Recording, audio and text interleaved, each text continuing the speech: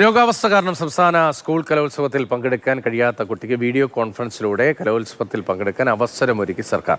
കാസർഗോഡ് പടന്നയിലെ വീട്ടിലിരുന്ന് ചിത്രരചനാ മത്സരത്തിൽ പങ്കെടുത്ത സിയ ഫാത്തിമ എ ഗ്രേഡ് കരസ്ഥമാക്കി. സംസ്ഥാന സ്കൂൾ കലോത്സവത്തെ സംബന്ധിച്ച് ഇത് ചരിത്ര ദിനമാണ്. 64 വർഷം നീണ്ട കലോത്സവ ചരിത്രത്തിൽ ഇങ്ങനെ ഒരു ദിവസം ഇതിനു മുൻപ് ഉണ്ടായിട്ടില്ല. ഒരു കുട്ടി, ഒരു വിദ്യാർത്ഥി ആദ്യമായി ഓൺലൈൻ വഴി വീട്ടിലിരുന്ന് മത്സരിച്ചു എന്നതാണ് ഈ ദിവസത്തെ ഏറ്റവും വലിയ പ്രത്യേകത.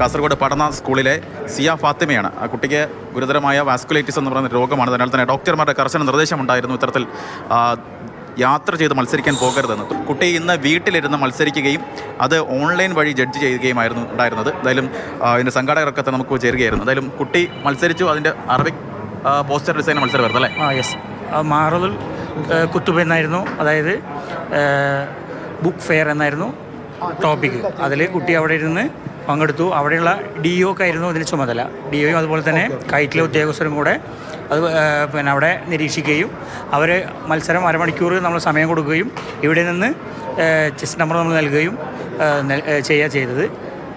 ഈ വരച്ചതിന് ശേഷം പടം എങ്ങനെയാണ്? വരച്ചതിന് ശേഷം ആ പടം അവർ സ്കാൻ ചെയ്ത് PDF രൂപത്തിൽ നമുക്ക് അയച്ചു തന്നു. നമ്മളതിനെ A3 പ്രിൻ്റ് എടുത്ത് ജഡ്ജസിന് കൈമാറി. അതായത് അവിടെ ഏറ്റവും വലിയ ആഗ്രഹമായിരുന്നു ഈ സ്റ്റേറ്റിൽ പങ്കെടുക്കുക എന്നത്.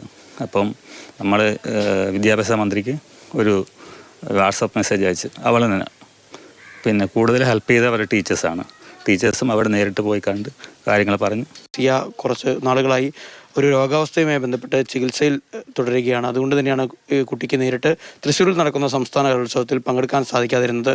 പിന്നീട് വിദ്യാഭ്യാസ വകുപ്പിൻ്റെ ഇടപെടലിൻ്റെ ഭാഗമായാണ് ഇപ്പോൾ സിയ ഓൺലൈനായി ഈ രീതിയിൽ അറബിക് പോസ്റ്റർ ഡിസൈൻ മത്സരത്തിൽ പങ്കെടുക്കുന്നത്. ഷാജു ചന്തപ്പുരയ്ക്കൊപ്പം സാരംഗ് സുരേഷ്, മാതൃഭൂമി ന്യൂസ്, കാസർഗോഡ്.